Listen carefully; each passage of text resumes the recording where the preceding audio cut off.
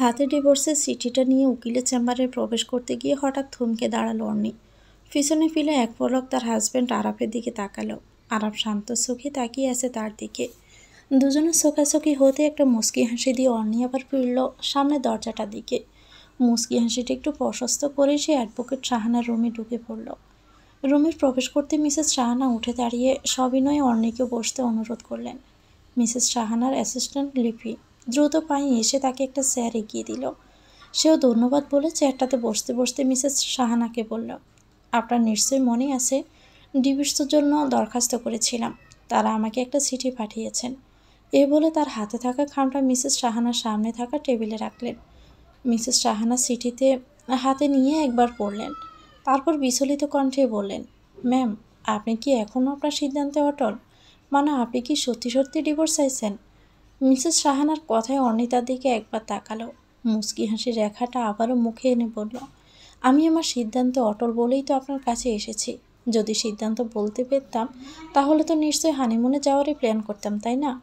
অর্ণির এমন ছেলে মানুষের কথায় মিসেস শাহানা অবাক হলো। চিঠিটা আবার তিনি হাতে নিয়ে দ্বিতীয়বারের মতো চোখ বুলিয়ে নিলেন। তারপর আর চোখে অর্ণিকে পর্যবেক্ষণ করলেন। অর্ণি তার দিকে তাকিয়ে আছে। মুখে এখনও মুচকি হাসির ছাপটা স্পষ্ট।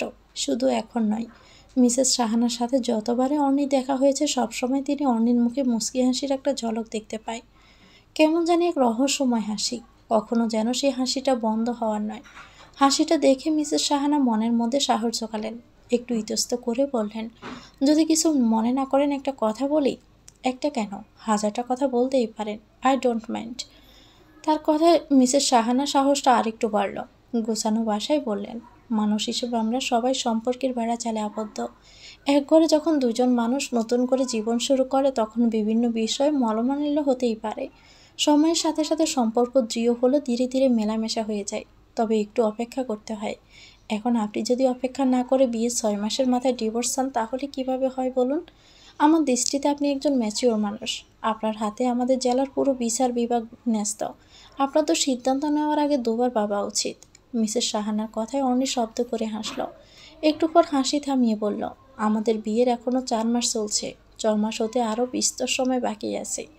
কথাটা শুনে মিসেস শাহানার রাগ হলো, তবুও নিজেকে শান্ত করে বলল, ম্যাম, আপনি কি আমার সাথে মজা করছেন? আরে না না, আপনাকে সঠিক ইনফরমেশনটা দিচ্ছি। ম্যাম, আপনাকে বারবার বলছি, সংসার জীবনটাকে গোছাতে একটু সিরিয়াস হন, দেখবেন সব ঠিক হয়ে যাবে। আমি সব ঠিক করতে চাইছি বলেই ডিভোর্সটা চাই। আপনি দ্রুত ডিভোর্সটা কার্যকর করার চেষ্টা করুন, দরকার হলে ডাবল পেমেন্ট করব আপনাকে। আমার হাতে আর সময় নেই, আজ উঠতে হবে। ভালো থাকবেন। কথাটা বলে সে উঠে হনহন করে বেরিয়ে গেল। মিসেস শাহানাকে কোনো কথা বলার আর সুযোগ দিল না। শাহানা বোকার মতো অর্ণির যাওয়ার পানে তাকিয়ে আছে এখনও। অর্ণি শাহানার চেম্বার থেকে বের হয়ে দাঁড়ালো। তার স্বামী আরাফও কোর্টে এসেছে আজ, তার পক্ষের উকিলের সাথে কথা বলতে। অর্ণি নিজে আরাফকে তার পক্ষের জন্য উকিল ঠিক করে দিয়েছে। আজ দুজনে বাসা থেকে একসাথেও এসেছে কোর্টে। কিন্তু অর্ণি মিসেস শাহানার চেম্বারে ঢুকে গেলেও আরাফ দাঁড়িয়ে অপেক্ষা করছিল কোনো একটা মেয়ের জন্য। মেয়েটা কে তা অবশ্য অর্ণি জানে, আরাফের এক্স গার্লফ্রেন্ড এবং হবু স্ত্রী জুই। জুই আসতে দেরি করায় আরাফের উকিলের রুমে যেতে একটু দেরি হয়েছে। অর্ণি সিদ্ধান্ত নিল আরাফের জন্য অপেক্ষা করবে, তারপর দুজনেই আবার একসাথে বাড়ি ফিরবে। যেহেতু আসার সময় তারা একসাথেই এসেছে, তাছাড়া জুইয়ের সাথেও আলাপ করা হয়ে যাবে। জুইকে আগে থেকে সে চিনত আরাফের গার্লফ্রেন্ড হিসাবে, কিন্তু কখনো কথা হয়নি। আজ দুজনের আলাপ করাও হয়ে যাবে। রাস্তার একপাশে আরাফের গাড়িটা দাঁড় করানো আছে। অর্ণি এক পলক সেদিকে তাকাতে টুপ করে চোখ থেকে জল গড়িয়ে পড়ল। সে ছোট্টবেলা থেকে আরাফ তার জীবনের একটা অংশ হয়ে আছে। তার জীবনের প্রথম পুরুষ তাকে এক পলক দেখার জন্য অর্ণি কতই না বাহানা করত, কত পাগলামি করত, মায়ের কাছ থেকে কত বকা শুনত। আজও সে একইভাবে অনেক বাহানা পাগলামি করছে, কিন্তু সেটা আরাফকে ছেড়ে যাওয়ার জন্য, তার জীবন থেকে উপড়ে ফেলার জন্য। চাইলেই তাকে জীবন থেকে উপড়ে ফেলা যাবে না, তাছাড়া সে আরাফকে উপড়ে ফেলতে চায়ও না। আরাফ আজীবন থাকুক তার হৃদয়ে, কিন্তু অপূর্ণতা ছিন্ন হয়ে। আরাফ সম্পর্কে অর্ণির স্বামী হলেও তার আরেকটা পরিচয় আছে। অর্ণি আর আরাফ সম্পর্কে খালাতো ভাই বোন। তার চেয়ে বড় পরিচয় অর্ণির জীবনের প্রথম এবং একমাত্র প্রেমিক পুরুষ হচ্ছে আরাফ। কিশোর বয়সে যখন থেকে অর্ণি প্রেম ভালোবাসা বুঝতে শিখেছে, তখন থেকে সে আরাফকে চায়, আর কাউকে কখনো তার ভাবনার জগতে ঠাঁই দেয়নি। আরাফ অর্ণির চেয়ে বছর 6 বড় হবে, বয়সের বিশাল ব্যবধান হওয়ায় আরাপ তাকে ছোট বাচ্চাদের মতোই শাসন করে এখনও। কথায় কথায় বকার সাথে আরাপের কাছ থেকে রোজ চড়থাপ্পড়ও খেতে হয় তাকে। এসবে সে অভ্যস্ত। ছোটবেলা থেকে রোজ মার খেতে খেতে এখন সে আরাপের মায়ের আর বকাবকিতে সবচেয়ে বেশি মিস করে। তবুও দীর্ঘ 14 বছর অর্ণি আরাপকে তার ভালোবাসা বোঝাতে ব্যর্থ। বুঝতে পারার চেয়ে বড় কথা, সে বুঝতে চায় না অর্ণিকে।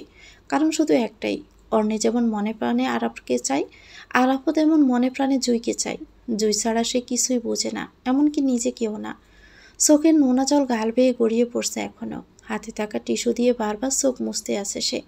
একা একা দাঁড়িয়ে থাকলে আরাপের কথা আরও বেশি করে মনে পড়বে, কষ্টটা আরও বেড়ে যাবে। তাই চোখ দুটো ভালোভাবে মুছে সামনের দিকে হাঁটা দিল অর্ণি। পেশায় একজন সিআইডি অফিসার হওয়া, চাকরির সুবাদে কোর্টে সে রোজ আসে, তাই চারপাশে সব কিছুই তার মুখস্থ। সামনে একটু হাঁটলে একটা চায়ের টঙি আছে। একজন বয়স্ক মানুষ সেখানে চা বিক্রি করে। অনেকে বেশ ভক্তি করেন তিনি। দেখলে ম্যাডাম এসেছেন বলে একটা বিস্তর হাসি দেন। আজও তার ব্যতিক্রম হয়নি। অর্ণিকে দেখে একটা হাসি দিলেন তিনি। তারপর বললেন, ম্যাডাম চা দিব? জি, একটা চা দিন চাচা। তিনি দ্রুত তাকে একটা চা দিল। চায়ের কাপে চুমুক দিতে দিতে সে আরাপকে নিয়ে ভাবছে। 4 মাস আগে আরাপের বাবা আরহাম সাহেব এক প্রকার জোর করে দুজনের বিয়ে দিলেন। আরাপ রাজি না থাকায় অনেকটা ছোট পরিসরে আয়োজন হয়েছিল, কিন্তু অর্ণি অনেক খুশি ছিল। মনে করেছিল বিয়েটা হয়ে গেলে আরাপ জুইকেও ভুলে যাবে আর তাকে ভালোবাসতে শুরু করবে। কিন্তু হয়ে গেল উল্টো। আরাপের বিয়ের 2 মাস পর জুই আবারও ফিরে আসলো তাদের জীবনে। প্রায় 6 বছর আগে তাদের ব্রেকআপ হয়েছিল। তাই অর্ণি এবং আরাপের পরিবারের কাছ থেকে মনে হয়েছিল বিয়েটা হয়ে গেলে আরাপ জুইকে নিয়ে আর ভাববে না, অর্ণিকে নিয়েই নতুন করে সংসার শুরু করবে। কিন্তু কে জানতো, বিয়ে 4 মাসের মাথায় আরাপ ডিভোর্স চেয়ে বসবে অর্ণির কাছে। নিজের স্ত্রীকে ডিভোর্স দিয়ে 6 বছরের পুরনো প্রেমিকাকে বিয়ে করতে যাবে। এমন সিদ্ধান্ত আরাপের মতো কোনো পুরুষ নিতে পারে, সেটা অর্ণির জানা ছিল না। এসব ভাবতে ভাবতে আরাপ আর জুই উকিলের চেম্বার থেকে বের হলো। তাদের দেখে অর্ণি চায়ের কাপটা হাতে নিয়ে দ্রুতই তাদের সামনে গেল। আরাপ তাকে দেখে বলল, বাসায় চলে যাসনি এখনো? না, একসাথে যাব বলে আর যাইনি।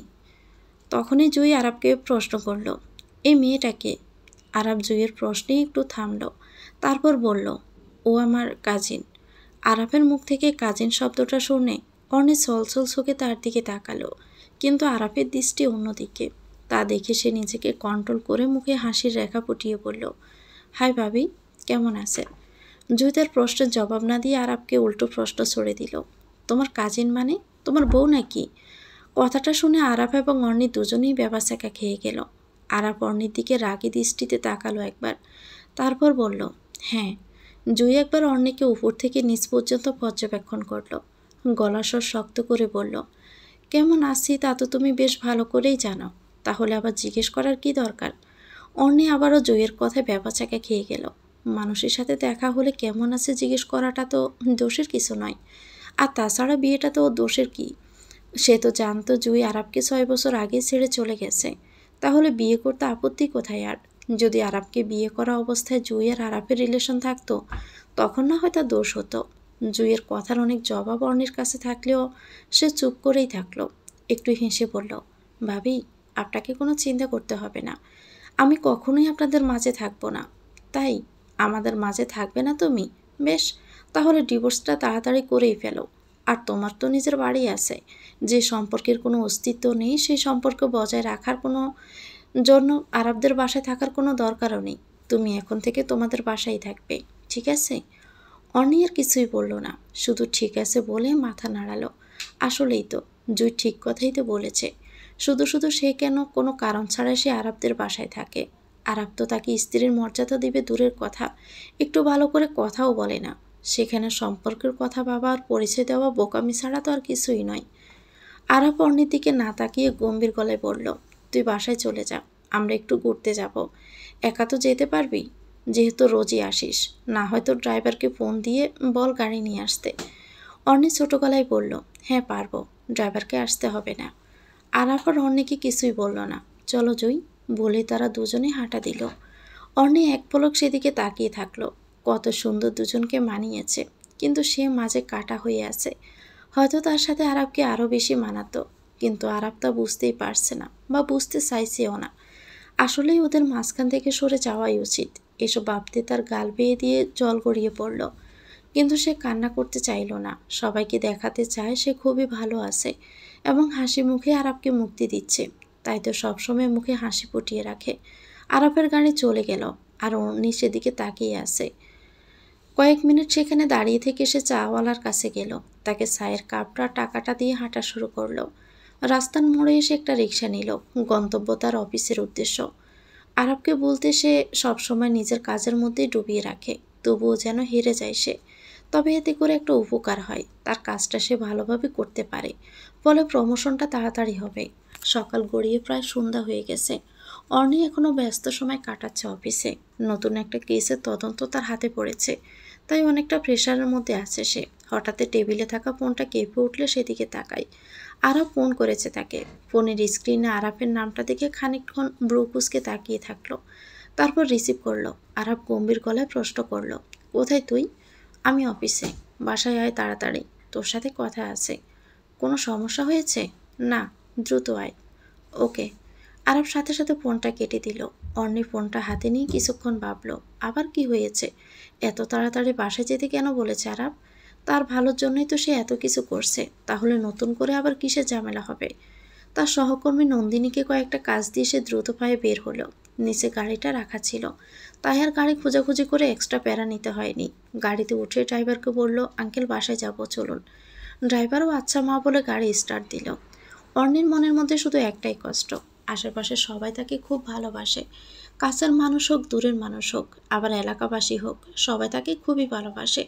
শুধু আরাফ তাকে ভালোবাসতে পারলো না। আচ্ছা, সে কি এতই খারাপ? সবাই যদি ভালোবাসতে পারে, তাহলে আরাফ কেন তাকে বুঝতে চাইছে না? গাড়ি আরাফদের বাসার সামনে এসে থামলো। সে নেমে গেটে ঢুকতে যাবে, তখনই দেখে আরাফের চাচাতো ভাই রকি দাঁড়িয়ে আছে। তাকে দেখে সে রাগী চোখে তাকালো। অর্ণি তাকে দেখে একটা শুকনো হাসি দিল। সে সরাসরি জিজ্ঞেস করেই বসলো, অর্ণি তুমি কি পাগল হয়ে গেছ? কেন ভাইয়া, কি হয়েছে? কি হয়েছে তা আমার চেয়ে তুমি ভালো করে জানো। এসব কি করছো? আরাফকে না আবেগ দিয়ে চলছে, তাই বলে তুমিও আবেগ দিয়ে চলবে? তোমার তো অ্যাটলিস্ট বোঝা উচিত। আমি কি করব ভাইয়া? আমার তো মাথায় কিছুই কাজ করছে না। তুমি ঠান্ডা মাথায় সব ভেবে দেখো। তুমি নিজে নিজে সিদ্ধান্ত নিলে তো হবে না। যেহেতু তোমাদের বিয়েটা পারিবারিকভাবে হয়েছে, তাহলে পরিবারের সদস্যরা সব সমস্যার সমাধান করবে। আমি নিজে নিজে সিদ্ধান্ত নিলাম কখন ভাইয়া? আমিও তো চাই আরাফ ভাইকে, কিন্তু আমি তার চেয়ে বেশি চাই উনি ভালো থাকুক। উনি ভালো থাকলে আমি অনায়াসে ভালো থাকবো। আমি না হয় দূর থেকে দেখবো ওনার ভালো থাকাটা। জুইকে বিয়ে করে কি আরাফ ভালো থাকতে পারবে? তোমার মনে হয় এমনটা? সেটা আমি তো বলতে পারবো না। আরাফ ভাইয়ের মতো উনি জুইকে পেলে ভালো থাকবে, তাহলে আমরা বলার কে? তখনই উপর থেকে আরাফ ডাক দিল। আরাফের রুম দোতলায়। সে বেলকুনিতে এসেছিল, তখনই অর্ণিকে দেখে তার কাছে যাওয়ার জন্য ডাকলো। অর্ণি আরাফের ডাক পেয়ে এক প্রকার দৌড়ে উপরে গেল। লম্বা গলি হয়, তাকে অনেকটা দৌড়াতে হয়েছে। তার মধ্যে দৌড়ে সিঁড়িতে ওঠার কারণে সে অনেকটা হাঁপিয়ে গেছে। এক দৌড়ে আরাফের সামনে গিয়ে হাঁপাতে লাগলো। আরাফ তার অবস্থা দেখে এক গ্লাস জল এগিয়ে দেয়। অর্ণি এক চুমুকে পুরো গ্লাসটা শেষ করলো। আরাফ এক পলক তার দিকে তাকালো, দেখলো অর্ণি এখনো হাঁপাচ্ছে। সে তা দেখে গম্ভীর গলায় বলল, বিছানা গিয়ে বস। অর্ণি আচ্ছা বলে বিছানা গিয়ে বসলো। আরাফ তার পিছন পিছন গেল। কি ভেবে যেন বলল, চাইলে শুতে পারিস। আরাফের কথায় অর্ণি বেশ অবাক হলো। চোখগুলো বড় বড় করে জিজ্ঞেস করলো, আপনার বিছানায় আমাকে শুতে বলছেন? এখন কিছুক্ষণ রেস্ট নেওয়ার জন্য শুতে বললাম। আমি আসলে উঠে যাবি আবার। বাই দ্য ওয়ে, এভাবে দৌড়ে দৌড়ে আসলি কেন? জানিস তো শরীরে দৌড়ানোর মতো শক্তি নেই। আপনি ডেকেছেন তাই দৌড়ে আসলাম। আমি কি দৌড়ে আসতে বলেছি তোকে? ধীরে ধীরে হেঁটে আসবি। জানিস তোর একটাই সমস্যা, না বুঝে না শুনে সব কাছে ছাগলের বাচ্চার মতো লাফাতে শুরু করিস। বুদ্ধি শুদ্ধি একটু রাখিস মাথায়। অর্ণি চুপ করে আছে। আসলেই তো বুদ্ধি নেই। বুদ্ধি থাকলে কি আর আরাফের মতো ছেলের প্রেমে পড়ে? সে পাগল বলে এভাবে পাগলামি করছে। আরাফ এখনো একপাশে দাঁড়িয়ে আছে। অর্ণি একটু চুপ থেকে জিজ্ঞেস করলো, আমাকে ডেকেছিলেন কেন? তুই বাসায় আমাদের ডিভোর্সের কথা বলেছিস? না, আমি তো বলিনি। অর্ণির কথায় আরাফ বেশ অবাক হলো। সে অর্ণিকে খুব ভালো করেই চিনে। অর্ণি কখনো মিথ্যে বলার মেয়ে নয়। যেহেতু অর্ণি বলেনি, তাহলে কে বলবে? অর্ণির উপর এটুকু বিশ্বাস আরাফের আছে। তাহলে তাদের ডিভোর্সের কথায় বাসায় জানালো কি করে? ডিভোর্সের ব্যাপারটা আরাফ, অর্ণি আর জুই ছাড়া তো কেউ জানে না। তাহলে কি জুই কাউকে বলেছে? একটু ভেবে সে আবার প্রশ্ন করলো, তোর কোনো ফ্রেন্ডকে বলেছিস বা কলিগকে? না ভাইয়া, আমি কাউকে বলিনি। তাহলে আমাদের ডিভোর্সের ব্যাপারটা বাসায় জানলো কি করে বলতো? আরাফ বুকুসকেও অর্ণির দিকে তাকিয়ে আছে। হয়তো তার কাছ থেকে কোনো উত্তর আশা করছে সে, কিন্তু অর্ণিও বুঝতে পারছে না বিষয়টি জানাজানি হলো কি করে। মিসেস সাহানাকে তো বারণ করে দিয়েছিল বিষয়টি কাউকে না বলার জন্য, তাহলে কথাটা বাড়িতে জানলো কি করে। মনে মনে তারও জুঁইয়ের উপর সন্দেহ তীর পড়ল, কিন্তু আরাবকে জুঁইয়ের নামে কিছু বলার সাহস অর্ণি পেল না, তাই চুপ করে থাকলো। তোর কি মনে হয় জুঁই কাউকে বলেছে? অর্ণি আবার খুব ভালো সুযোগ পেল, তাই সেও জবাব দিল, আমাদের ডিভোর্সের ব্যাপারটা আমি আপনি আর জুঁই ভাবি ছাড়া তো কেউ জানে না। যদি আমি আর আপনি কাউকে কিছু না বলি তাহলে তো বাকি থাকে জুঁই ভাবি, তাই না? আরাফ এবার কপাল কুঁচকে অর্ণির দিকে তাকালো, বড় গলায় বলল, এক থাপ্পড় দিয়ে দাঁত সব ফেলে দিব বেয়াদব মেয়ে। অর্ণি বুঝতে পারছে না হঠাৎ আরাফের কি হলো, এত রেগে গেল কেন। সে নিজেই তো জুঁইকে সন্দেহ করছে, তাহলে অর্ণির কি দোষ? তাই সে ছোট গলায় বলল, আমি এবার কি করলাম? তুই ওকে ভাবি বলতে যাচ্ছিস কেন? জুঁই কি এখনো তোর ভাবি হয়েছে? তাহলে বারবার এত ভাবি ভাবি বলে আদিক্ষেতা দেখানোর কি আছে? কোর্টে ভাবি ভাবি বলে নিজ থেকে কথা বলতে গেলি আর অপমান হয়ে আসলি, এখানেও ভাবি বলছিস। নেক্সট টাইমে যদি ভাবি বলেছিস তোকে শর্ট দিব বলবো না, সোজা চড় বসিয়েই দিব।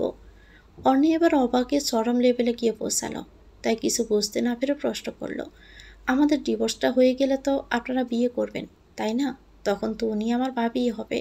তাহলে এখন থেকে ভাবি ডাকলে সমস্যা কোথায়? যেদিন বিয়েটা হবে সেদিন থেকে ডাকবি, এর আগে মাস্টারি কম করবি, ঠিক আছে? অর্ণি এবার হ্যাঁসূচক মাথা নাড়ল। সে বুঝতে পারে না আরাফের মাথায় যে কখন কি চলে। আমি তো জুঁইকে ভালোবাসি, আমি ওকে চাই শুধু, তোকে ডিভোর্স দিয়ে ওকে বিয়ে করব। আবার বলে যখন বিয়ে করব তখন ভাবি ডাকিস। আরাফের তো অর্ণির স্যাক্রিফাইস দেখে খুশি হওয়ার কথা, তার মধ্যে সে উল্টো তেজ দেখায়। কখনো কখনো অর্ণি নিজেই বোঝে না। তার ভাবনাকে দূরে সরিয়ে দিয়ে আরাফ বলল, শোন, এখন আব্বু আম্মুকে কীভাবে বোঝাতে হবে সেটা আমি জানি না। বাড়ি শুদ্ধ সবাই আমার উপর রেগে আছে, এমনিও আমি কারোর সাথে কোনো কথা বলে লাভ নেই। তখনই তাদের রুমে আসলো রকি, আরাবি আর অবনী। আরাবি আরাফের ছোট বোন, আর অবনীও চাচাতো বোন। অবনী আবার আরাফের সমবয়সী। তাদের দুজনের মাঝে খুবই সখ্যতা রয়েছে। তাদের দেখে অর্ণি উঠে দাঁড়ালো। অবনী জিজ্ঞেস করলো, তোরা কী করছিস, আমরা কি আসতে পারি? অর্ণি হেসে জবাব দিল, কিছু করছি না আপু, আসতে পারেন। আরাফ আর একটু আগ বাড়িয়ে বলল, রুমের মাঝখানে এসে রুমে ঢোকার পারমিশন নিচ্ছিস? এই তোদের ম্যানার্স? বেচারা কথা শেষ করার আগেই তিনজনে একসাথে বলে বসলো, আমাদের ম্যানার্স নিয়ে কথা বলার মতো যোগ্যতা তোর এখনো হয়নি। অবনী এটুকু বলেই থামল না। তারা তো আরাফকে কাবু করার সুযোগ খুঁজছিল, তার মধ্যে আরাফ নিজেই সুযোগটা করে দিল। সেই সুযোগ অবনী কিছুতেই হাতছাড়া করবে না। গমগমে গলায় বলল, তুই আগে ম্যানার্স শিখে আসবি তোর এক্স গার্লফ্রেন্ড জুঁইয়ের থেকে, তারপর আমাদের ম্যানার্স নিয়ে কথা বলতে আসবি। অবনীর কথায় রকি তাচ্ছিল্যের সাথে বলল, আরে অবনী, কার থেকে ম্যানার্স শিখতে বলছিস তুই? এই জুঁই থেকে ম্যানার্স শিখতে গিয়ে আরাফ নিজেই তো কাওয়ার্ড হয়ে আসবে। অবনী তার মুখের হাসিটা প্রশস্ত করে বলল, ভাইয়া কি বলছো তুমি? আরাফ তো এখন কাওয়ার্ডের লাস্ট স্টেজে পৌঁছে গেছে। আমার তো মনে হয় না আমাদের গোষ্ঠীতে ওর মতো কাওয়ার্ড আরেকটা আছে। অবনীর কথায় আরাফ কপাল কুঁচকে ফেলল। রাগে তার পুরো শরীর কাঁপছে। তার মতো ছেলেকে কাপুরুষ বলছে। তাই চুপচাপ সে বেরিয়ে যেতে যাচ্ছিল। তখনই আরাবি থামিয়ে দিল তাকে, আরে ভাইয়া কোথায় যাচ্ছ? আমরা তো তোমার সাথে কথা বলতে এসেছি। আরাব গম্ভীর কণ্ঠে জবাব দিল, আমার এখন সময় নেই, একটা ইমার্জেন্সি পেশেন্ট এসেছে। কথাটা শুনে অবনী আবারও তাচ্ছিল্য করে বলল, ইমার্জেন্সি পেশেন্টকে সামলানোর জন্য তোর হসপিটালে তোর চেয়েও অনেক বেটার ডক্টর আছে। তুই আপাতত বাসায় থাকবি আর আমাদের সাথে কথা বলবি, তা না হলে আমরা ছোট চাচ্চুকে তোর পিছনে লেলিয়ে দিব। আরাফ এবার একটা ডোক গিলল। পৃথিবীর কোনো কিছুতে দুর্বলতা না থাকলেও আরাফের দুর্বলতা অবনীর ছোট চাচ্চু, মানে তার বাবা। মানুষটাকে সে জমের মতো ভয় পায়। তাই তো আর এক কথায় অর্ণির মতো হাঁটুর বয়সে একটা মেয়েকে সে বিয়ে করে ফেলল। যাকে সে সারা জীবন বোনের চোখে দেখল তাকে সে তার বউ বানাতে রাজি হলো। যদিও কাগজ কলমে তারা স্বামী স্ত্রী, তবুও তো বিয়েটা করবো না বলতে পারল না। এখনও তার বাবা জানে না মতো করে ডিভোর্সটা করতে চায়, কিন্তু কিভাবে সবাই সবটা জেনে গেল। বেচারা অবনীর হুমকি পেয়ে দাঁড়িয়ে থাকলো। রাগে আর কষ্টে তার ইচ্ছে করছে অবনীর মাথা ফাটিয়ে দিতে। আরাবি অর্ণিকে উদ্দেশ্য করে বলল, তুমি একটু বাহিরে যাও, আমরা ভাইয়ার সাথে কিছু পার্সোনাল কথা বলবো। অর্ণি আরাবের কথায় রুম থেকে বেরিয়ে গেল। মনে মনে ভাবলো, এমন কি পার্সোনাল কথা যা তার সামনে বলা যাচ্ছে না? সে কি এতই পর যে তাকে রুম থেকে চলে যেতে বলল? আরাবির তো আগে অনেক সুন্দর করে কথা বলতো, দুজনের সমবয়সী হয়ে একসাথে থাকতো, সুখ দুঃখের কথা বলতো, কিন্তু আজ আরাবি কেন এভাবে কথা বলছে? আরাবির তো আগে সুন্দর করেই কথা বলতো। সেও কি তাহলে তার ভাইয়ের মতোই হয়ে যাচ্ছে? এসব ভাবতে ভাবতে অর্ণির চোখ বেয়ে জল গড়িয়ে পড়ল। একা একা দাঁড়িয়ে থেকে তো কোনো লাভ নেই, তাই সে ছাদের দিকেই পা বাড়ালো। ধীর পায়ে ছাদে উঠে গেল সে। সকালে আরাফের পাশে জুইকে দেখে তার বুকটা ফেটে যাচ্ছিল। তখন থেকে খুব কষ্ট লাগছে। ভালোবাসার মানুষটাকে অন্যের পাশে কজন মেয়েই বা দেখতে পারে, তার মধ্যে হাজব্যান্ড হলে তো একদমই কথাই নেই। অনি না পারছে কাউকে বোঝাতে, আর না পারছে নিজে সহ্য করতে। কাছের কোনো মানুষকে মনের কথাগুলো বোঝালে হৃদয়টা একটু শান্ত হয়। এখন তো তার বোঝানোর মতো কেউ নেই। যদি মা বাবাকে এসব বলতে চায় তাহলে তার মা ভীষণ কষ্ট পাবে। তার মায়ের কোনো ছেলে না থাকায় একমাত্র বোনের একমাত্র ছেলে বলে আরাবকে তিনি ভীষণ আদর করেন। এখন যদি জানতে পারে তার চোখের মনি আরাব স্বেচ্ছায় তার মেয়ের জীবনটা শেষ করেছে, তাহলে তার কষ্টটা অর্ণির চেয়ে দ্বিগুণ হবে। এমনিও মা বাবা সন্তানের খারাপ দেখতে পারেন না, তাই অর্ণি সিদ্ধান্ত নিয়েছে কাউকে কিছুই বলবে না, নিজে সব কিছু সহ্য করবে। যেদিন সহ্যের সীমা ছাড়িয়ে যাবে সেদিন বাকিটা ভেবে দেখবে সে কি করা যাবে। বিকেল গড়িয়ে সন্ধ্যা হতে চলল। আবছা আলোয় অস্পষ্ট হয়ে আছে পৃথিবীটা, তার মধ্যে আকাশটা মেঘলা হয়ে আছে। নীল আকাশটা ধূসর হয়ে থাকায় অর্ণির বেশ ভালো লাগছে। তার মনটাও তো এমন অন্ধকার আর ধুলোয় ভরা হয়ে আছে। চুপচাপ আকাশের দিকে তাকিয়ে তার মনের কথাগুলো বলছে। চোখ দুটো বন্ধ হলেও অজর চোখে জল গড়িয়ে পড়ছে। বৃষ্টির অজর দাঁড়া এসে তাকে চুইয়ে দিল। প্রকৃতির সাথে সেও ভিজে একাকার হয়ে গেল। আকাশটা এখন স্বচ্ছ হতে শুরু করছে। তার মনটাও কি এভাবে আচমকা স্বচ্ছ হয়ে যেতে পারে না? শব্দ সৃষ্টিকর্তার মর্জি। হঠাৎ কারো ডাক পেয়ে সে পিছনে তাকালো। আরাব সিঁড়িতে দাঁড়িয়ে তাকে জোর গলায় ডাকছে আর হাতের ইশারা করছে। অর্ণি তাকে দেখে ছুটে আসলো। মনে মনে ভাবছে তার মনের আকাশটাও কি স্বচ্ছ হতে শুরু করছে, কিন্তু সে তো জানে না তার নিজস্ব আকাশটা স্বচ্ছ করতে তাকে অনেক সাধনা করতে হবে। আরাফের সামনে দাঁড়াতে সে একবার অর্ণিকে উপর থেকে নিচ পর্যন্ত দেখল। তারপর রাগী গলায় বলল, এই সন্ধ্যা এভাবে বৃষ্টিতে ভিজতে আসলে কেন? মাথায় কি বুদ্ধি নেই তোর? যদি জ্বর আসে তো কী করবি? কী আর করব, ওষুধ খাবো। তাছাড়া আপনি আছেন না, ফ্রিতে কয়েকটা ওষুধ লিখে দিবেন, তাতেই হয়ে যাবে। আরাব ব্রুকুসকে বলল, তুই ইচ্ছাকৃত অসুখ বাঁধাবি আর আমি তোকে ফ্রিতে ওষুধ লিখে দিব না? তাহলে জুইবাবির কাছে যাব, উনি তো ননদ হিসেবে লিখে দিতেই পারেন। বাহ, শখ কত মহারানীর! জুই তোকে ফ্রিতে তো দূরের কথা, ফি দিলেও ট্রিটমেন্ট করবে না। কেন? আমি ওনাকে কি করলাম? আমি যদি স্ত্রী হয়ে আমার একমাত্র জামাইকে ওনার জন্য ছেড়ে দিতে পারি, উনি আমাকে কি ফ্রি নিয়ে ট্রিটমেন্ট দিতে পারবে না? সে কি খুব বেশি স্বার্থপর নাকি হাতুড়ি ডাক্তার? আরাপ অর্ণের কথায় মাথা তুলে তার দিকে তাকালো। জীবনে প্রথমবারের মতো আরাপ এভাবে তাকিয়েছে অর্ণের দিকে। চোখ দুটো দেখে মনের কথা বোঝা বেশ মুশকিল অর্ণের পক্ষে, তাই সে এখনও তাকিয়ে আছে আরাপের চোখ দুটোর দিকে। অর্ণি তার চোখের ভাষা পড়তে না পারলেও সে তো চাইলে অর্ণির চোখের ভাষাটা পড়তেই পারে। এটা কি এতই কঠিন কাজ? একটু পর আরাপ চোখ নামিয়ে বলল, জুই স্বার্থপর কিনা আমি জানি না, তবে তোর মতো মহৎ হৃদয়ের মানুষ নয় সে, তা আমি জানি। আমাকে নিয়ে ঠাট্টা করছেন? আরে দূর পাগলি, সত্যিটাই বললাম। তুই আমার বোন, আমার মতো হৃদয়বান হবি না? আমার হৃদয়ে আপনার হৃদয় আছে বুঝি? হৃদয় ছাড়া মানুষ হয় না মাথা মোটা। তুই এসব বুঝবি কি করে? তুই তো আর আমার মতো কার্ডিওলজিস্ট নয়। আচ্ছা, ওসব বাদ দিলাম, অন্য কথায় আসি। জুইবাবি যদি স্বার্থপর না হয় তাহলে আপনাকে ছেড়ে গিয়েছিল কেন 6 বছর আগে? অর্ণির কথায় আরাফের আবার রাগ হলো, কিন্তু মনে মনে ভাবলো প্রশ্নটা তো যৌক্তিক। অযৌক্তিক কোনো কথা অর্ণি খুব একটা বলে না, অন্যদের সাথে বললেও তার সাথে কখনোই বলে না। তবুও সে কথাটা এড়িয়ে গিয়ে বলল, রুমে গিয়ে ভেজা কাপড়গুলো চেঞ্জ করে নে, নয়তো ঠান্ডা লাগবে বা জ্বর আসবে। অর্ণি এবার হেসে বলল, ফ্রি ট্রিটমেন্ট করতে হবে এই ভয়ে টেনশন করতে হবে না আপনাকে। আমি একটা নাফা এক্সট্রা খেয়ে নিব, তাতেই হয়ে যাবে। আরাফ একবার তার দিকে তাকিয়ে যা খুশি কর বলে চলে যাচ্ছিল, তখন অর্ণি থামালো তাকে।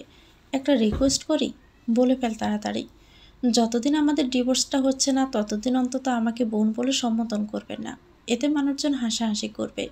কাজিন পরিচয় দিতে পারেন, কিন্তু বোন কথাটা আমাদের বর্তমান পরিস্থিতির সাথে মানানসই নয়। স্ত্রী আর বোনের মাঝে বিশাল তফাৎ আছে, সেটা তো অ্যাটলিস্ট আমাদের বুঝতে হবে। আরাপ আবারও অর্ণির দিকে অদ্ভুত দৃষ্টিতে তাকালো। এবারও অর্ণি তার চোখের ভাষা বুঝতে ব্যর্থ, তবে এটুকু বুঝেছে স্ত্রী শব্দটা আরাপ মন থেকে ফেলতে পারছে না। তাই যতবার অর্ণির মুখে স্ত্রী শব্দটা শুনছে ততবারই নার্ভাস হয়ে যাচ্ছে। স্বামী স্ত্রীর সম্পর্কটা পবিত্র সম্পর্ক বলে কথা। আরাপ কোনো কথা জবাব না দিয়ে নেমে গেল। অর্ণিও তার পিছন পিছন নামলো। দুজনে রুমে গেল একসাথে, কিন্তু আরাপ তার ল্যাপটপ আর গাড়ির চাবিটা নিয়ে বেরিয়ে গেল। সে চলে গেল। অর্ণি একেবারে গোসলটা সেরে ফেলল।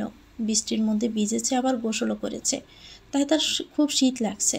ভাবলো নিচে রান্নাঘরে গিয়ে একটা চা খেয়ে আসলে মন্দ হবে না, তাই আস্তে আস্তে হেঁটে সে নিচে নামলো। সিঁড়ি বেয়ে কতটুকু যেতে সে বেশ অবাক হলো। অবনী, রকি আর আরাবি সিঁড়িতে বসে আছে। তিনজনের মুখে বিষণ্ণতার ছাপ। তাদের দেখে বোঝা যাচ্ছে তারা কোনো বিষয় নিয়ে চিন্তা করছে বা প্ল্যান করছে। অর্ণি তাদের কাছে গেল। তারা অন্য ঘরে আছে এখনও, তাই তাকে দেখতে পেল না। অর্ণি অবনীর সামনে গিয়ে একটা তড়ি বাজাতে তিনজনের ধ্যান ফিরে, কিন্তু কেউ কোনো কথা বলে না। অর্ণি একবার তাদের দিকে তাকিয়ে বলল, হেই গাইস, কি হয়েছে তোমাদের? এভাবে বসে আছো যে? রকি গমগমে গলায় জবাব দিল, আমাদের কিচ্ছু হয়নি, তুমি এখান থেকে যাও এখন। অর্ণি কিছু বলতে যাবে তার আগে আরাবি বলল, প্লিজ যাও এখান থেকে, আমাদের একটু শান্তিমতো থাকতে দাও, এসব আর ভালো লাগছে না। অর্ণি এবার আর কিছু না বলে নেমে গেল। সে এমন কি করেছে যার জন্য তারা তার সাথে এভাবে কথা বলছে? কিছুই তো বুঝতে পারছে না। দৃঢ় পায়ে সে রান্নাঘরে গেল। এক কাপ চা বানিয়ে নিজের রুমের দিকে যাবে, তখনই দেখলো আরাফের বড় আম্মু মিসেস রেহানা বসে আছেন সোফায়। তিনি বসে বসে টিভি দেখছেন। অর্ণিকে দেখে বলল, বাসায় কখন আসলে? ঘণ্টাখানেক হয়েছে এসেছি। তোমার খালামণির রুমে গিয়েছ? না, এখনও যায়নি। কেন, কি হয়েছে? দুপুরের আগ থেকে রুমে ঢুকে বসে আছে, এখনও দরজা খুলছে না, এমনকি দুপুরের খাবারও খায়নি। শরীর খারাপ লাগছে নাকি? না। তাহলে কি হলো সেটা তুমি নিজে গিয়ে জিজ্ঞেস করে আসো। আচ্ছা, আমি যাচ্ছি। অর্ণি দ্রুত পায়ে তার খালামণির রুমের দিকে গেল। তার পিছন পিছন মিসেস রেহানাও গেলেন। তাকে দেখে বোঝা যাচ্ছে তিনিও চিন্তিত।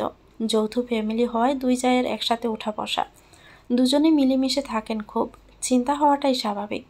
অর্ণি তার খালামণির রুমে গিয়ে ডাকছে, খালামণি, খালামণি, কিন্তু তার খালার কোনো সাড়া শব্দ নেই। আবারও ডাক দিল। খালামণি দরজা খোলেন। কি হয়েছে খালামণি? এবার তো তিনি কোনো জবাব দিলেন না। অর্ণির সাথে সাথে মিসেস রেহানাও ডাকছেন, কিন্তু কোনো রেসপন্স নাই তার। এবার তারা দুজনে জোরে জোরে দরজা ধাক্কাতে লাগলো। অর্ণির এখন খুবই টেনশন লাগছে। কি হলো তার খালামণির? এভাবে তো কখনো ডাকতে হয়নি তাকে। এক ডাকে সাড়া দেন সব সময়, কিন্তু আজ এত ডাকার পরও সাড়া শব্দ না পেয়ে মিসেস রেহানাকে সে বলল, কোনো কারণ ছাড়া এভাবে রুমে দরজা খুলবে না কেন? তোমাদের ডিভোর্সের ব্যাপারটা জানার পর আরাবকে বোঝাতে চেয়েছে, কিন্তু সে রাগারাগি করেছে। তারপর রুমে চলে গেল, আর বের হয়নি। এখন কি করব? রুমে দরজা ভাঙব? তাই ভালো হয়। দুজনে মিলে দরজা ভাঙার সিদ্ধান্ত নিল। তার আগে অবনী রকি আর আরাবিকে ডাকলো। রকি গিয়ে দরজার দারোয়ানকে ডেকে নিয়ে আসলো। দারোয়ান আসলে দুজনে দরজা ভাঙতে শুরু করলো। দুজনে মিলে দরজা ভাঙার সিদ্ধান্ত নেয়।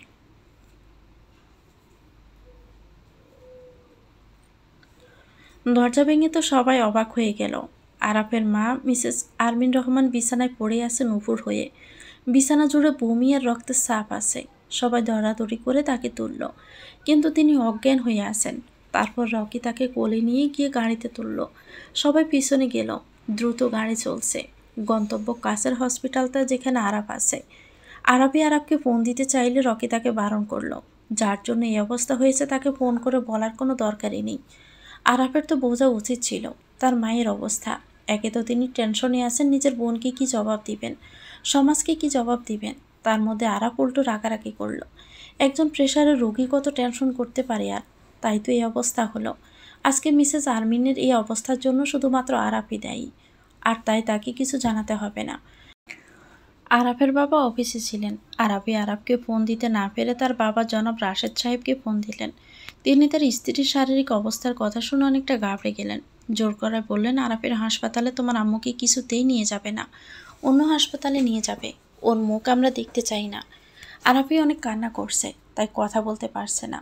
তাই অবনী ফোনটা নিয়ে তাকে বুঝিয়ে দিল, ছোট চাচ্ছ, ছোট আম্মুর অবস্থা তেমন ভালো নয়, অন্য হাসপাতালে যেতে যেতে অনেকটা দেরি হয়ে যাবে, রাস্তায় অনেকটা জ্যাম। কথাটা শুনে জনাব রাশেদ সাহেব ভয় পেয়ে গেলেন।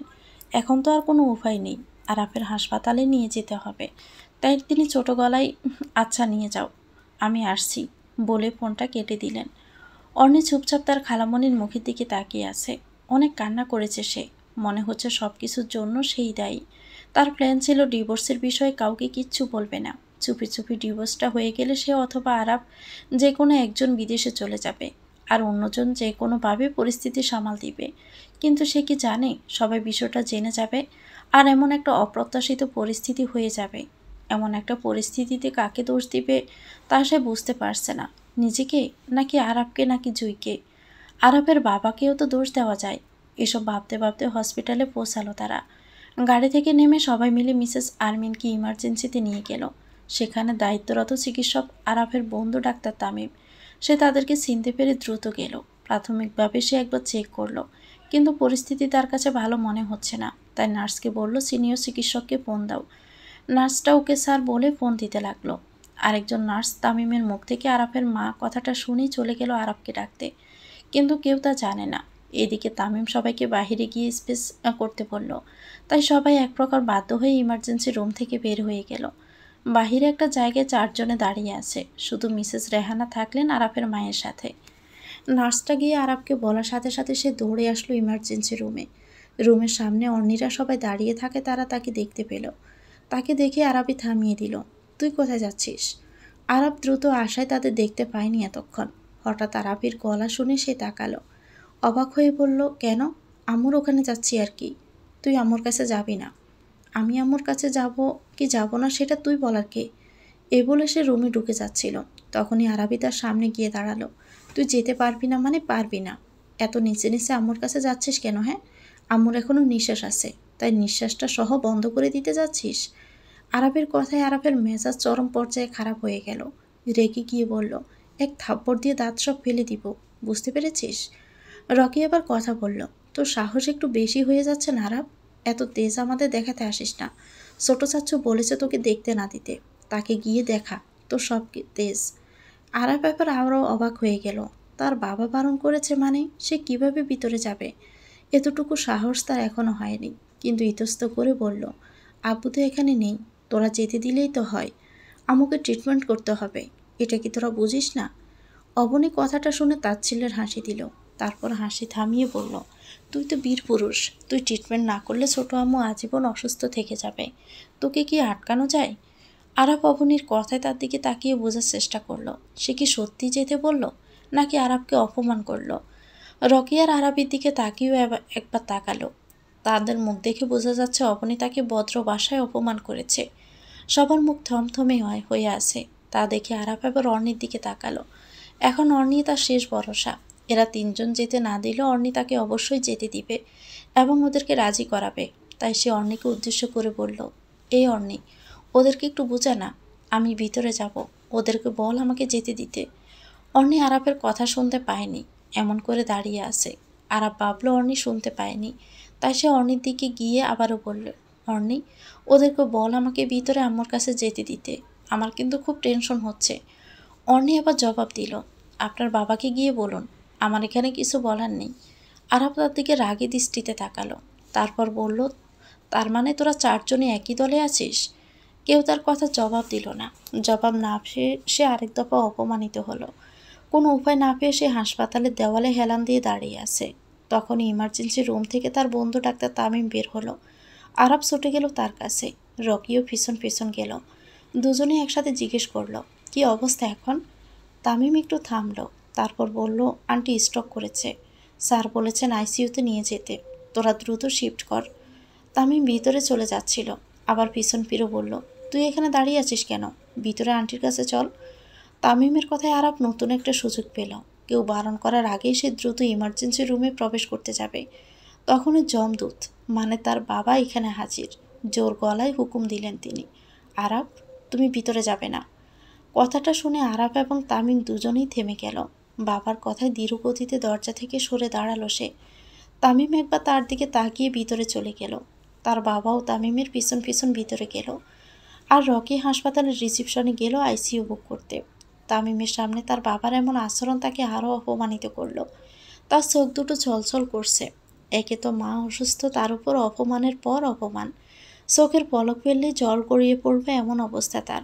তাই তো সে একটু দাঁড়িয়ে তারপর সেখান থেকে চলে গেল। রোজ রোজ অপমান আর বন্ধুদের কানাঘুষে তাকে পাগল বানিয়ে ছাড়ছে। তারই মধ্যে তামিম সব বন্ধুদের এসব গিয়ে বলবে, আর সবাই আরও বেশি ঠাট্টা করবে তাকে নিয়ে। এসব কিভাবে মানা যায়? জুই ফিরে আসার পর থেকে তার জীবনটা আবার পাল্টে গেল। তার অতীতটা ভয়ঙ্কর হলেও এখনকার পরিস্থিতির চেয়ে ভালো ছিল, কিন্তু এখন সব সহ্যের বাহিরে চলে যাচ্ছে। কি করবে সে? কিভাবে সব আগের মতো করবে তা তার জানা নেই। অন্যের জীবনটা কেমন হবে, তার জীবনটা কেমন হবে, সব এখন দুআশা। ডাক্তার বারবার পর্যবেক্ষণ করছে। ডাক্তার আরাফের মা হওয়ায় এক্সট্রা কেয়ার করছে হাসপাতাল কর্তৃপক্ষ, তাই অবস্থার উন্নতি হচ্ছে দ্রুত। দুদিন পর মিসেস আরমিনের জ্ঞান ফিরল। এই 2 দিনে কেউ আরাফের তার মায়ের কাছে যেতে দেয়নি। অনেকবার চেষ্টা করেছে যাওয়ার জন্য, কিন্তু সফল হতে পারেনি সে। সে একজন ডাক্তার হয়ে কত মানুষকে সেবা করে সুস্থ করেছে, কিন্তু নিজের মাকে সেবা তো দূরের কথা, দেখতেও পারছে না। এর চেয়ে বড় কষ্ট আর কি হতে পারে? একজন সন্তানের জন্য পৃথিবীর সবচেয়ে দামি এবং মূল্যবান সম্পদ তার মা। তার মধ্যে আরাফ তার মাকে সবচেয়ে বেশি ভালোবাসে। বলা চলে পৃথিবী এক পাশে, তার মা আরেক পাশে। সেই মাকে সে দেখতে পারছে না। কতটা অস্বস্তি লাগছে, কতটা বিষণ্ণ লাগছে শুধু আরাফ জানে। কাউকে বোঝানোর ক্ষমতা তার নেই। তার চেয়ে বড় কথা, তার মায়ের অসুস্থতার জন্য তাকে দায়ী করা হচ্ছে। শুধুমাত্র আরাফ আর তার মা জানে তাদের দুজনের মাঝে কী কথা হয়েছে, কেন তার মা এত টেনশন করছে। প্রথমে সে একটু রাগারাগি করেছে, তা ঠিক, পরে সব ঘটনা বুঝিয়ে বলেছে। তার মা কথা বলতে পারলে এখন হয়তো সব সমস্যার সমাধান হবে, তাই শুধু অপেক্ষা ছাড়া আর কোনো উপায় নেই। আরাফের মা মিসেস আরমিনকে আইসিইউ থেকে কেবিনে ট্রান্সফার করা হয়েছে। এই 2 দিন ধরে অনেক ডাক্তার এবং নার্স তাকে দেখতে এসেছেন। সবাই আরাফের বন্ধু, সিনিয়র, জুনিয়র এবং শিক্ষক, কিন্তু জুই আসেনি। হয়তো সে জানেই না আরাফের মা অসুস্থ। যারা এসেছেন সবাই আরাফের রুমের বাহিরে আবিষ্কার করেছে। একজন কার্ডিওলজিস্ট হয়ে নিজের মায়ের ট্রিটমেন্ট করছে না কেন? কেন সে মাকে দেখতে রুমের ভিতর যাচ্ছে না? এ নিয়ে সবার মনেই প্রশ্ন জাগাটাই স্বাভাবিক, কারণ সে তখন থেকে রুমের বাহিরেই বসে আছে, কোথাও যাচ্ছে না, কারোর সাথে কথাও বলছে না। 2 দিন ধরে কিছু খায়ও নি, অবশ্য বাড়ির কেউ তাকে খেতে বলেও নি। এমন ছেলের খোঁজ কে রাখবে, তাও টেনশনের মধ্যে। কেবিন রুমে আনার পরও আরাফকে তার বাবা যেতে দেয়নি মায়ের কাছে। এখন তার সহ্যের সীমা শেষ হয়ে যাচ্ছে। কখন যে হুট করে বাবার আদেশ অমান্য করে কেবিনে ঢুকে পড়ে তা তার জানা নেই। মনে মনে সিদ্ধান্ত নিচ্ছে একটু পর ডাক্তার চেক আপ করতে আসলে সেও ডাক্তারের সাথে ঢুকে যাবে।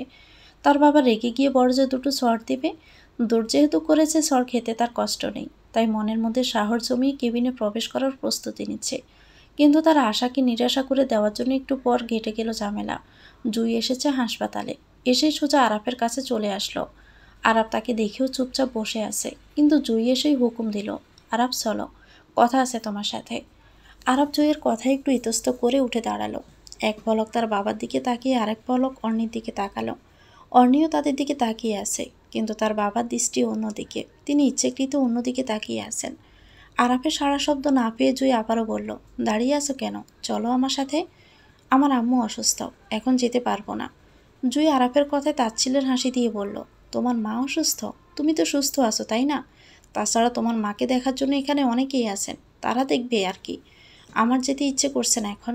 তুমি যাবে আমার সাথে। যাবে মানে যাবে, আর কোনো কথা আমি শুনতে চাই না। আরাফ এবার ছোটো গলায় পিষপিষিয়ে বলল, দেখো, এখানে আমার ফ্যামিলি মেম্বার্সরা আছে, আমার আব্বু আছে, আমার ছোট বোন, স্ত্রী আছে, তারা আমাকে কত সম্মান করে। তুমি সবার সামনে এভাবে কথা বলছো কেন? একটু ম্যানার্স তো শিখো। আমাকে ম্যানার্স শেখাতে আসবে না, চলো সোজা। আরাফ জয়কে আর কিছুই বলল না, চুপচাপ চলে গেল, কারণ সে তো জানে জয় কখনোই মানবে না তার কথা। জয় তো আর অর্ণি না যে চুপ বললে চুপ হয়ে যাবে। অর্ণি চুপচাপ আরাফের দিকে তাকিয়ে থাকলো। তার চোখ দুটো ছলছল করছে। আরাফকে দেখে বোঝা যাচ্ছে সে এখন জুইয়ের সাথে যেতে চাচ্ছে না, বাধ্য হয়ে যাচ্ছে সে। অথচ আরাফকে দেখে বোঝা যাচ্ছে সে অনেক ক্লান্ত আর চিন্তিত। অর্ণির মাথায় জুইয়ের আচরণটা কেমন জানি গন্ডগোল লাগছে। একটু ভাবতে হবে বিষয়টা। আরাফের মুখের উপর তার বাবা ছাড়া কেউ কথা বলতে পারে না, অথচ জুই তার সাথে এইভাবে কথা বলছে। সে সব আনায়াসে মেনে নিচ্ছে, বিষয়টা কি? হাসপাতাল থেকে নামার সময় আরাফের 2জন বন্ধু আসছিল। তাকে এবং জুইকে দেখে একটা বাঁকা হাসি দিল। সব জেনেও না জানার ভান করে বলল, তোর মা অসুস্থ মনে হয়, এখন ভাবিকে সময় না দিয়ে একটু আন্টিকে সময় দিতেই তো পারিস। আরাফ কোনো জবাব না দিয়ে পাশ কাটিয়ে চলে যায়। কদিন ধরে তার সাথে এসব ঘটনা প্রতিনিয়ত ঘটছে। জীবনে যেসব পরিস্থিতি কখনো চোখে দেখেনি সেসব এখন তার সাথে হচ্ছে, কিন্তু সে নিরুপায়। আরবকে সবাই খুব ভালো করে চিনে, ক্যাম্পাসের সবচেয়ে পরিচিত মুখ সে। এলাকায় এবং আত্মীয় স্বজনের কাছে সে ভদ্র ছেলের এক উজ্জ্বল দৃষ্টান্ত। এর চেয়ে পর্যন্ত দুনিয়ার মুখ না দেখে পড়াশোনা করেছে, সারাদিন পড়াশোনার বিভিন্ন এক্সট্রা অ্যাক্টিভিটিতে যুক্ত থাকতো। প্রেম করা তো দূরের কথা, কোনো মেয়ের সাথেও কথা বলতো না। তার এসব গুণের কাছে অর্ণির কিশোরী মন পরাজিত হয়েছিল। সবসময় সে আরাবকে ফলো করতো। আরাব কয়েক ঘন্টা পড়ছে, কোথায় যাচ্ছে সব। আরাব এক প্রকার তার ডেলি রুটিন ছিল। তার শিক্ষা জীবনে সেও কম সফলতা পায়নি। আরাফের মতো হতে না পারলেও অনেকটা কাছাকাছি গিয়েছে। আরাব মেডিকেলে চান্স পাওয়ার পর প্রথম 2 বছর ভালোই ছিল, কিন্তু তৃতীয় বছরে জুই সে মেডিকেলে ভর্তি হয়। জুই তার 2 বছরের জুনিয়র। অর্ণি তার মনের কথাগুলো আরাফকে বলার আগে জুই আরাফের জীবনে চলে আসে। 3 বছরের প্রেম ছিল জুই আর আরাফের। আরাফ এই 3 বছরে অনেকটা পাগল জুইয়ের প্রেমে। তার জীবনের প্রথম ভালোবাসা, মন উজাড় করে ভালোবেসেছিল জুইকে। কিন্তু তার এমবিবিএস শেষ হলে সে ডিগ্রি নিতে বিদেশে যায়। তখন থেকে জুইয়ের সাথে তার দূরত্ব। সব কিছু থেকে ব্লক করে দেয় কোনো কারণ ছাড়াই জুই তাকে। আরাফ তখন অনেক চেষ্টা করেও জুইয়ের সাথে যোগাযোগ করতে পারেনি। এদিকে বাবার ভয়ে দেশে ফিরে আসতে পারছিল না সে। 2 বছর পর দেশে ফিরে জানতে পারে জুইয়ের এমবিবিএস শেষ হয়েছে এবং সে এখন আরাফদের মেডিকেলে নেই।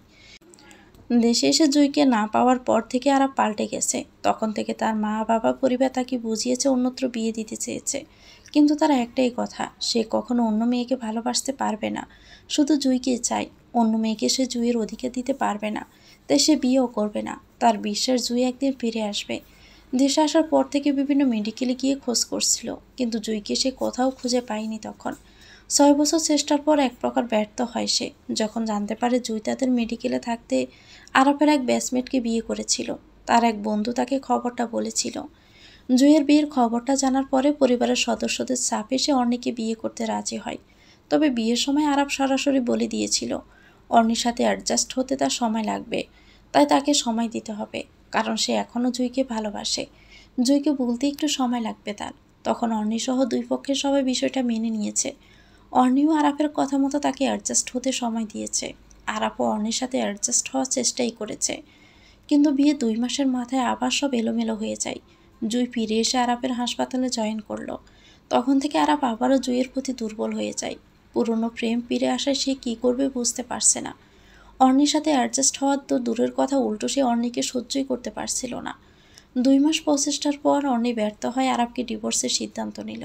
কিন্তু অর্ণি এখনও জানে না জুই এই 6 বছর কোথায় ছিল। আরাফ এত খোঁজাখুঁজির পরেও জুইকে কেন খুঁজে পেল না।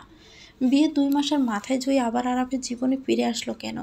জুইয়ের হাজব্যান্ড থাকা সত্ত্বেও আরাফ কেন তাকে বিয়ে করার সিদ্ধান্ত নিল? অথবা জুইয়ের হাজব্যান্ড এখন কোথায়? সব প্রশ্ন অর্ণির মনের মধ্যে গেঁথে আছে, কিন্তু কোনো প্রশ্নের সঠিক সমাধান এখনও সে বের করতে পারছে না। অর্ণির সাথে বিয়ের পর আরাফ জুইকে অনেকটা ভুলে গিয়েছিল। জুই তার ক্লাসমেটকে বিয়ে করেছে শোনার পর থেকে সে জুইকে অনেকটা ঘৃণা করতেও শুরু করেছে। এক প্রকার সব দিক থেকে অর্ণি জিতে যাচ্ছিল, কিন্তু তখনই জুই ফিরে আসলো। আরাফের সাথে দেখা করলো। দুজনের মাঝে কি কথা হয়েছে অর্ণি জানে না, কিন্তু জুইয়ের কোনো কথায় আরাফ ঘৃণার পাহাড় ঠেলে আবার জুইকে ভালোবাসতে শুরু করলো, সেটা এখনও অর্ণি বুঝতে পারছে না। জুইয়ের ফিরে আসাটা কখনো কাকতালীয় হতে পারে না। অর্ণি তার সব প্রশ্নের উত্তর খুঁজছে, কিন্তু কোনো কিছু এখনও খোলাসা করতে পারছে না সে। তাই আরাফকেও প্রেশার দিতে চাইছে না সে। আরাফের অবস্থা বুঝে এখন সে সিদ্ধান্ত নিয়েছে কিছুদিন সব সহ্য করুক, আরাফের কাছাকাছি থাকুক, আরাফের কথা মতো তাই সব করছে সে। তার ভাবনা যদি সত্যি জুই এই 6 বছরও কোনো বিপদে পড়ে আরাফের থেকে দূরে সরে থাকে, তাহলে ডিভোর্সটা চূড়ান্ত হবে আর অর্ণি তাদের দুজনের জীবন থেকে সরে যাবে। আর যদি জুই আরাফকে কোথাও ফাঁসাতে চায়, তখন অর্ণি আরাফের হয়ে সব কিছু করবে। হাসপাতালে দাঁড়িয়ে জীবনের প্রায় অনেকটা অংশ ভাবছে সে। রোজ বিষয়গুলো ভেবে নিজের মনকে সান্ত্বনা দেয়। অথচ সে চাইলে অনেক কিছুই করতে পারত। একজন সিআইডি অফিসার হওয়ায় তার হাতে যথেষ্ট পাওয়ার আছে। আরাফের অপমানের জবাব দেওয়া তার জন্য কোনো ব্যাপার না, কিন্তু তাকে বুঝতে হবে আরাফ কি পরিস্থিতির শিকার নাকি অন্য কিছু। ভালোবাসার মানুষটাকে এতটুকুও না বুঝলে, এতটুকু স্যাক্রিফাইস না করলে তার কেমন ভালোবাসা হলো? প্রকৃত ভালোবাসার প্রথম শর্ত একে অপরকে বোঝা। মানুষ বিভিন্ন পরিস্থিতির শিকার হতেই পারে।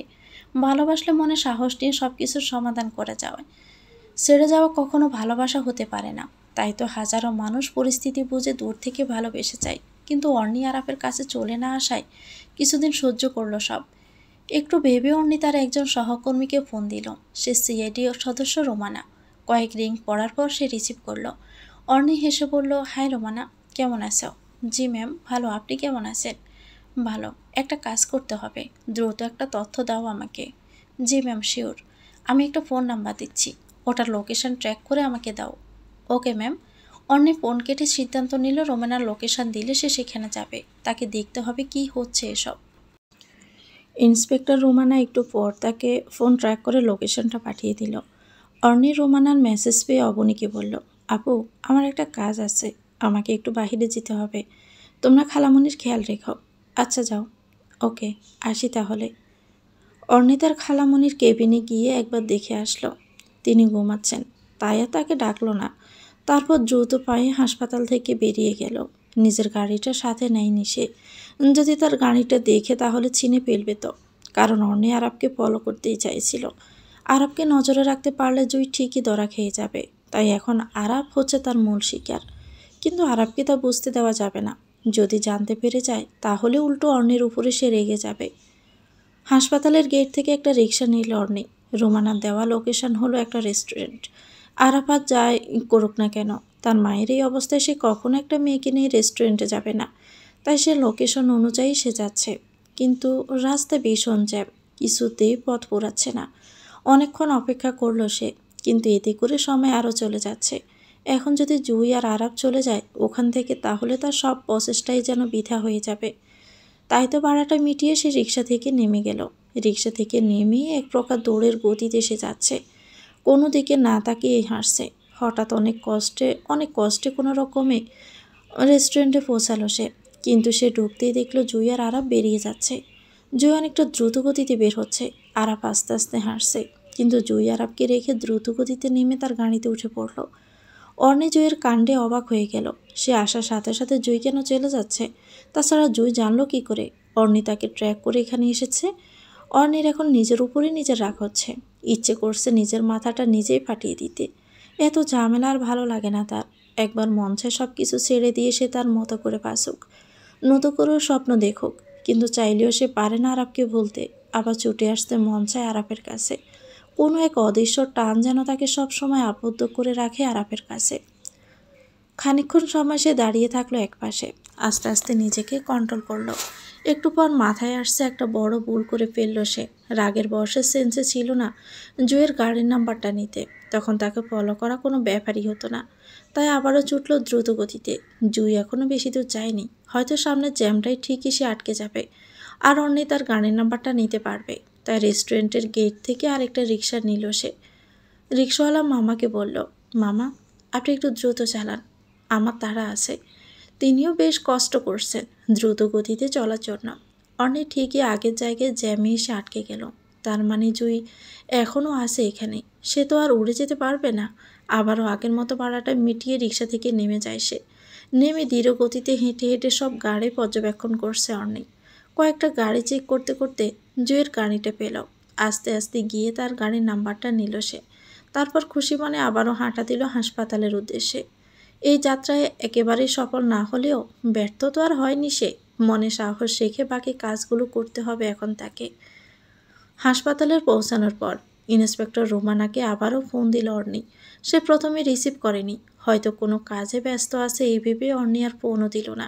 একটু পর রোমানা ফোন ব্যাক করলো। অর্ণিও সাথে সাথে রিসিভ করলো ফোনটা। সরি ম্যাম, আমি একটু ব্যস্ত ছিলাম। ইটস ওকে, কোনো সমস্যা নেই। একটা গাড়ির নম্বর দিচ্ছি, ওটা কার নামে রেজিস্ট্রেশন করা আছে সেটা বের করে আমাকে দিতে হবে। একটু দ্রুত করার চেষ্টা করো। আচ্ছা, ওকে ম্যাম। অর্ণি এবার ফোনটা কেটে দিল। আরাপ এখনও হাসপাতালে আসেনি। তার তো এতক্ষণে চলে আসার কথা। কোথায় গেল তাহলে সে? অর্ণি এসব ভাবছে। হঠাৎই আরাবি এসে তাকে বলল, তোমাকে আব্বু ডাকছে। অর্ণি অবাক হয়ে জিজ্ঞেস করলো, কেন? কোনো সমস্যা হয়েছে? এমনি ডাকছে হয়তো বা। আচ্ছা, যাচ্ছি তাহলে। অর্ণি বসা থেকে উঠে আরাফের বাবার কাছে চলে গেল। খালু, আমাকে ডেকেছেন? হুম। কোথায় গিয়েছিলে মা? আরাফের বাবার প্রশ্নে অর্ণি থতমত খেয়ে গেল। একটু থেমে বলল, অফিসের একটা কাজ ছিল। তোমার যদি অফিসের কাজে সমস্যা হয় তাহলে তুমি যেতে পারো। এখানে তো আমরা সবাই আছি। তুমি শুধু শুধু এক্সট্রা প্রেশার নিবে কেন? না না, আমার কোনো প্রেশার হচ্ছে না। তোমার সাথে একটা কথা ছিল, আগেই বলতাম, কিন্তু তোমার খালামণির এই অবস্থা হয়ে যাওয়ার কারণে তার বলার সুযোগ আমি পাইনি। জি বলুন।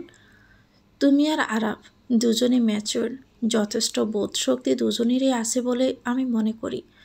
তাহলে ডিভোর্সের মতো এমন একটা সিদ্ধান্ত তোমরা দুজনে মিলে নিতে কেন গেলে?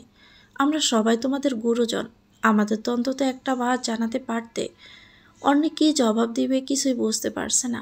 আরাফের বাবা আবারও বলা শুরু করলেন, দেখো, আমার ছেলেটা গোল্লায় গেছে তা আমি খুব ভালো করে রিয়েলাইজ করতে পেরেছি। তুমি যদি আমাদের বলতে সমস্যাটা কোথায়, আমরা তো অন্তত একটু বোঝাতে পারতাম। কেন এমন সিদ্ধান্ত নিচ্ছ? আমি তাহলে কি করতে পারি? উনি চায় জুয়ের সাথে নতুন জীবন শুরু করতে। জুয়ের সাথে থাকলে উনি ভালো থাকবে। আমি কোনো মাঝখান থেকে কেন তাদের ঝামেলা করব? তোমার মনে হয় আরাপ ওই মেয়েটার সাথে ভালো থাকবে? মেয়েটা একটু আগে আমার সামনে কিভাবে বিহেভ করেছে তুমি কি দেখেছ? আপনার ছেলে তো তবুও তাকে ভালোই লাগছে।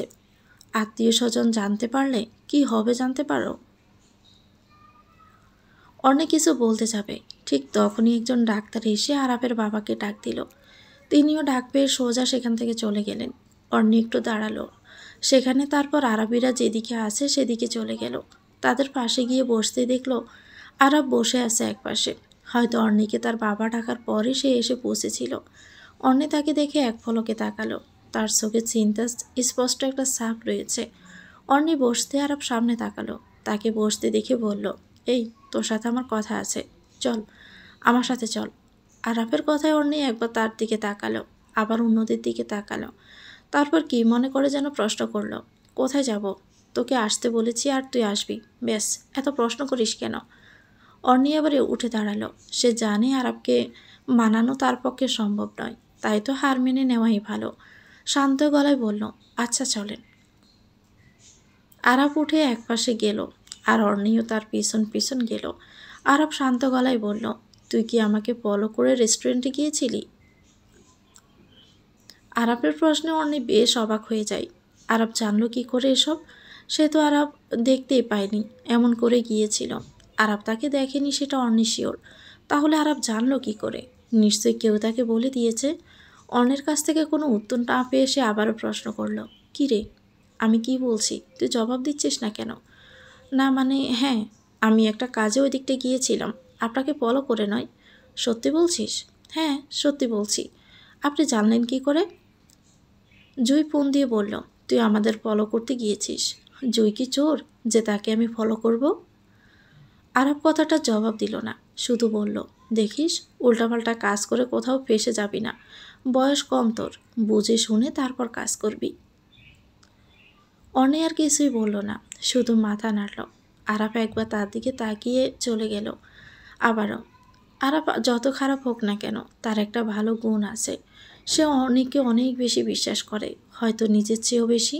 কথায় আছে না, ভালোবাসার পূর্ব শর্ত হলো বিশ্বাস। কিন্তু তাদের মাঝে বিশ্বাস তো আছে, ভালোবাসাটা কি আসতে পারে না দুজনের জীবনে? দুজনকে সব কিছু দুজনকে বলে দিয়ে আগলে রাখতে পারে না? আরাফের বাবা ডাক্তারের সাথে কথা বলে এসে জানালেন, আগামীকালকে যদি সব কিছু ঠিকঠাক থাকে তাহলে মিসেস আরমিনকে ডিসচার্জ করা হবে। এত কষ্টের মাঝেও একটা খুশির খবর পেয়ে অর্ণির মুখে হাসি ফুটে উঠল। শুধু সে নয়, সবার মুখে হাসির রেখা ফুটে উঠেছে। একটু পরে ইন্সপেক্টর রোমানা ফোন দিল। অর্ণি খুশি মনে ফোনটা রিসিভ করলো। কোনো ভালো খবর পাবে হয়তো এই আশায়, কিন্তু তার খুশি মনটা যেন আরও পুরো মাথাটা ঘুরিয়ে দেওয়ার জন্য রোমানার একটা কথাই এনাফ। ম্যাম, গাড়িটা ডাক্তার পারভেজ আলমের নামে রেজিস্ট্রেশন করা আছে। ওনার সকল ইনফরমেশন বের করে আমাকে দিবেন। কোথায় থাকেন এখন, কোন হসপিটালে আছেন, এসব তথ্য সব লাগবে। Okay ma'am. রোমানা ফোনটা কেটে দিল, কিন্তু অর্ণি এখনও ফোনটা কানে ধরে আছে। তার মাথা যেন কাজ করছে না। ডাক্তার পারভেজ আলম তো জুইয়ের হাজব্যান্ড। আরবের সব বন্ধু বা ক্লাসমেটদের অর্ণি মোটামুটি চিনে। সেই সুবাদে পারভেজকেও সে চিনে। অর্ণির জানা মতে জুই আর পারভেজের ডিভোর্স হয়ে গেছে। তাহলে পারভেজের গাড়ি জুই কেন ব্যবহার করবে? কোনো মানুষ কি তার এক্সকে নিজের গাড়ি ব্যবহারের সুযোগ দিবে? এমন মানুষ কি কোথাও খুঁজে পাওয়া যায়? তার মানে কি জুই আরাবকে সব কথা মিথ্যে বলেছে এতদিন? যদি জুইয়ের সাথে পারভেজের সম্পর্ক ঠিকই থাকে, তাহলে জুই অর্ণি আরাফের মাঝে জড়াতে কেন বা চাইছে? তার লাভটা কি এতে?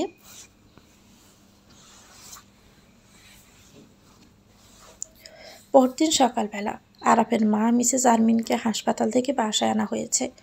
সবাই অনেকটা খুশি মনেই আছে। আরাফের এখনও দেখা হয়নি তার মায়ের সাথে, তবুও সে খুশি তার মা সুস্থ হয়েছে, এটাই সব কিছু। আজকে অর্ণির মা বাবা আসবেন আরাবদের বাসায়, তাই অর্ণি একটু বেশি খুশি। তাই তো সে দ্রুত অফিসে ছুটে গেল। হাতে কয়েকটা কাজ আছে, সব সেরে তাড়াতাড়ি চলে আসবে বাসায়। এ ভেবে তার দ্রুত অফিসে যাওয়া।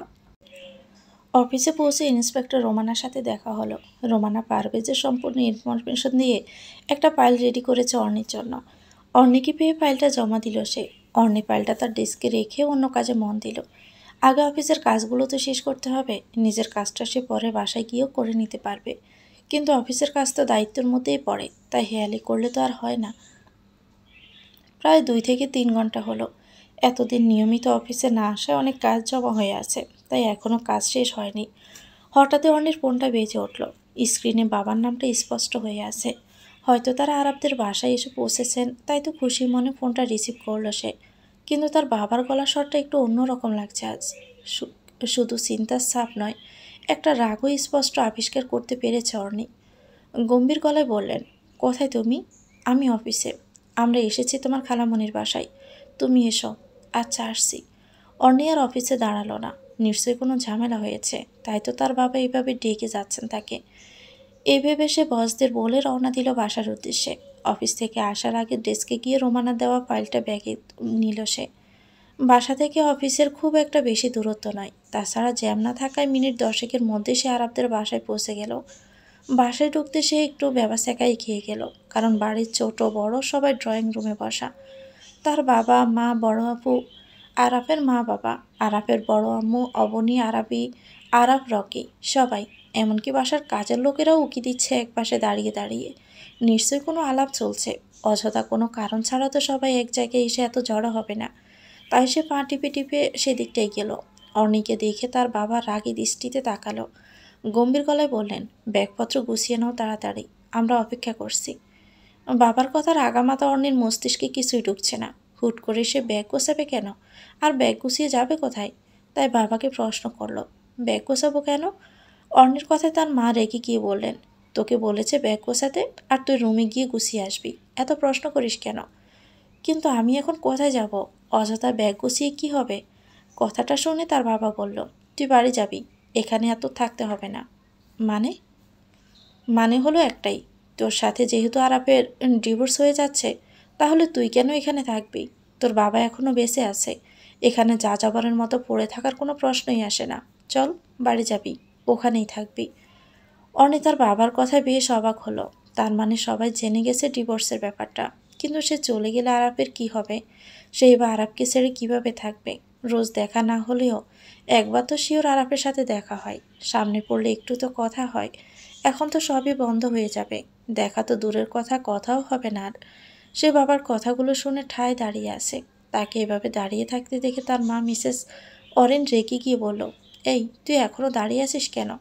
দেখো আম্মু, বোঝার চেষ্টা করো বিষয়টা। হুট করে এভাবে আমি আমাদের বাসায় চলে গেলে সবাই কি বলবে? অর্ণের বড় আপু এতক্ষণ চুপ ছিল।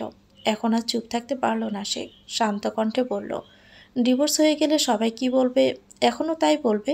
এসব লোকের কথায় ভাবতে হবে না। এমনি 2 দিন পর ডিভোর্স হলে তুই এ বাড়িতে কী পরিচয়ে থাকবি? না হয় 2 দিন আগে চলে গেলি, তাই বাড়াবাড়ি না করে ব্যাগপত্র গুছিয়ে নিয়ে আয়, আমাদের তাড়া আছে। অর্ণি তার আপুর কথাগুলো মন দিয়ে শুনল। আসলেই তার কথায় যৌক্তিকতা আছে। এমনি তো 2 দিন পরে সে এ বাড়ির কেউ নয়, তাহলে এখন আর মায়া বাড়িয়ে লাভটা কি হবে? উল্টো নিজেই কষ্ট পাবে। তবু এক পলক বাড়ির সবার দিকে তাকালো অর্ণি। যদি আরাব বা আরাবের মা বাবা কেউ একবার থেকে যেতে বলে, তাহলে তার থাকাটা কেউ ঠেকাতে পারবে না। কিন্তু তাদের কারো কোনো প্রতিক্রিয়া নেই এই বিষয়ে।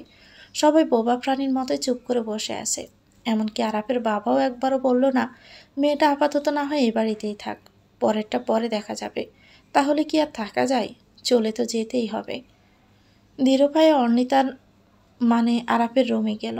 এই কদিনে রুমের অর্ধেক মালিকানা তার হয়ে গেছে, বলা চলে অর্ধেকের বেশি। কারণ আরাফ হাসপাতালের চাপে খুব একটা সময় পায় না বাড়িতে থাকার। সারাদিন অর্ণি একাই এই রুমে থাকে। ঘুরে ফিরে এসে আসার পর বেলকুনিতে ফুলের গাছ লাগিয়েছিল কয়েকটা। বেশ যত্নে গাছগুলো বড় করেছিল। কয়েকটাতে ফুল ফুটেছে, আর কতগুলো এখনো ফুলে পরিপূর্ণ হয়নি। হয়তো গাছগুলোর পূর্ণতা দেখা হবে না তার। অনেক স্মৃতি জমে আছে এই রুমটায়। আরাফের সাথে খুব একটা ঘনিষ্ঠ সম্পর্ক না হলেও 4 মাসে অনেকটা সখ্যতা হয়েছে। সব স্মৃতি কিন্তু এই একই রুমে। হয়তো আজকে শেষবারের মতো এই রুমে প্রবেশ। আর কি কখনো সে এ বাড়িতে আসবে না? বা এ বাড়িতে আসলেও আরাফের রুমে আসতে পারবে? নিজের রুম বলে অধিকার ফলাতে পারবে? তা ওর জানা নেই। বেলকনিতে গিয়ে একবার ফুলের গাছগুলো দেখল সে। একটা কাঠগোলাপ ফুলে আছে, বেশ দারুণ লাগছে। মনে করে ফুলটি ছিঁড়ে হাত বাড়ালো অর্ণি। আবার থেমে গেল। গাছটায় ফুলটা দারুণ মানিয়েছে। ফুল গাছে মানায়, হাতে নয়। এভাবে ছিঁড়ে ফেললে আর লাভটা কি হবে? এভাবে মূলত হাতটা সরিয়ে এনেছিল। কিন্তু পরক্ষণে মাথায় আসলো, পুলটা এমনিও একসময় ব্যর্থ হয়ে চলে যাবে তার মতো, কেউ দেখার থাকবে না। তার চেয়ে বরং সে পুলটা ছিঁড়ে নিয়ে যাক তার সাথে। আরাফের রুমের শেষ স্মৃতি হয়ে পুলটি যত্নে থাকুক তার মাঝে। সেটা আরও বেশি ভালো অন্যের ধারণায়। অবহেলায় আস্তে আস্তে জড়ে পড়ার চেয়ে একেবারে শেষ হয়ে যাওয়া ভালো। এসব ভেবে চোখ বেয়ে কয়েক ফোঁটা জল গড়িয়ে পড়ল। হাতের তালু দিয়ে চোখ দুটো মুছে আবারও সে ফিরল রুমে। দ্রুত ব্যাগ গোছাতে হবে, তাই দাঁড়িয়ে থাকলে তো আর হবে না। কিন্তু চোখের জল বারবার বিরক্ত করছে তাকে, যেন থামছেই না কিছুতে। এখনও গাল বেয়ে গড়িয়ে পড়ছে অনবরত। একে একে সব ব্যাগে নেওয়া শেষ। পুরো রুমটা শেষবারের মতো এক পলক পর্যবেক্ষণ করে নিতেই অর্ণের চোখ আটকালো দরজার দিকে। আরাপ দরজায় হেলান দিয়ে দাঁড়িয়ে আছে, দৃষ্টি তার দিকে, কিন্তু মুখে কোনো আওয়াজ নেই। তাই অর্ণি জানেই না আরাপ কখন থেকে দাঁড়িয়ে আছে তার পেছনে। অর্ণি আরাপকে দেখে দ্রুত অন্যদিকে ফিরে গেল। হাতে তালু দিয়ে আবারও চোখে জল মুছল, মুখে হাসির রেখা ফুটিয়ে আরাপের দিকে ফিরল। কিন্তু আরাপের এতে কোনো ভ্রুক্ষেপ নেই। সে দিব্যি তাকিয়ে আছে অর্ণির দিকে। অর্ণি হাসির রেখাটা প্রশস্ত করে বলল, আপনার কিছু চুরি করে নিয়ে যাব ভেবে দেখতে আসলেন? আরাপ একটু থেমে বলল, আমার তো সব নিয়েই যাচ্ছিস। মানে? তুই ছোট মানুষ, বুঝবি না। বাই দ্য ওয়ে, এই হাসিটা আমাকে দেখিয়ে লাভ নেই। আমি চোখ দেখে মন পড়তে পারি, তাই অযথা মুখে হাসি ফুটিয়ে সুখী মানুষ সাজতে আসবি না। অর্ণি আরাপের কথাগুলো শুধু শুনল, কোনো জবাব দিল না। এতই যদি মনের কথাগুলো পড়তে পারে, তাহলে এতদিন কেন বুঝলো না? আজ তো অন্তত থেকে যা বলতে পারত, তাও তো করলো না সে। আর মনে পড়ে লাভটা হলো কোথায়? অর্ণি চুপচাপ ব্যাগটা নিয়ে রুম থেকে বেরিয়ে যাচ্ছিল। হঠাৎই পিছন থেকে আরাপ ডাক দিল। ডাক শুনে সাথে সাথে অর্ণি দাঁড়িয়ে গেল। মনে মনে খুশি হলে এই ভেবে হয়তো তাকে থেকে যেতে বলবে, কিন্তু তার স্বপ্ন তো আর সত্যি হয় না কখনো। তাকে বোকা বানিয়ে দিয়ে আরাপ বলল, চলে যাচ্ছিস ফাইনালি? অর্ণি এ প্রশ্নে হাঁ করে তাকিয়ে থাকলো কিছুক্ষণ। এই মানুষটা কি দিন দিন পাগল হয়ে যাচ্ছে নাকি? এত কিছুর পর চলে যাওয়ার সময় জিজ্ঞেস করছে চলে যাচ্ছি কি না। তাই কিছু না বলে সে হ্যাঁ সূচক মাথা নাড়ল, তারপর আবার হাঁটা দিল। তার চলে যাওয়া দেখে আরাপ পিছন থেকে জোর গলায় বলল, সাবধানে থাকিস। কথাটা শুনে অর্ণির চোখ দিয়ে আবারও এক ফোঁটা জল গড়িয়ে পড়ল, কিন্তু এবারও মুছে নিয়ে সে সবার সামনে গেল। ড্রয়িং রুমে এসে দেখে তার বাবা বাসা থেকে বেরিয়ে গাড়িতে বসে আছেন। তার জন্য অপেক্ষা করছেন তারা। তা দেখে সবাইকে বিদায় দিয়ে সেও বেরিয়ে পড়ল। গাড়িতে উঠতে যাবে, তখনই আবারও থামল অর্ণি। এখন আর পারছে না। জোরে জোরে কান্না আসছে তার। কিছুতেই তার যেতে মন চাইছে না। বারবার মাথায় আসছে, কেউ যদি অন্তত একটা বার তাকে থেকে যেতে বলতো, তাহলে কতই না ভালো হতো। তাকে দেখে তার বাবা গাড়িতে উঠতে বলল। সেও বাবার কথায় উঠে বসল। গাড়ি ছেড়ে দিতেই তার চোখ গেল তার রুমের বেলকনিতে। আরাপ রেলিংয়ে হাত দিয়ে তার যাওয়ার পানে তাকিয়ে আছে।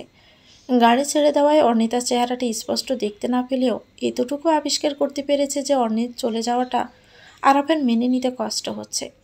আরাপ খুব চাপা স্বভাবের একটা মানুষ। মনের কথাগুলো যেন সে মনেই জমা রাখে। খুব দামি গহনার মতো তার মনের লকাপে শুধু এসব কথারই জায়গা হয়। অন্যের মাঝে এত দামি কথা কিছুতেই সে ছাড়তে রাজি নয়। এই কারণেই তো আজ এই দশা তার। অর্ণিদের বাড়িতে পৌঁছাতে প্রায় 1 ঘন্টার মতো সময় লেগেছে। সারা পথ ধরে তার চোখ দুটো থামেনি, বারবার জল গড়িয়ে পড়েছে। কোনো নির্জন স্থানে গিয়ে কিছুক্ষণ জোরে জোরে কান্না করতে পারলে হয়তো কষ্টটা একটু হলেও কমতো, কিন্তু শহরের বুকে নির্জনতার পাহাড় খোঁজা বোকামি ছাড়ার কিছুই নয়। রাত 1টার কাছাকাছি। বাসার আসার পর থেকে অর্ণি রুমে বসে আছে একা একা। ওর ঘুম আসছে না আজ। বেশ উদাসীন লাগছে আজ নিজেকে। বারবার আরাবদের বাড়ি থেকে আনা কাঠগোলাপটা দেখছে সে।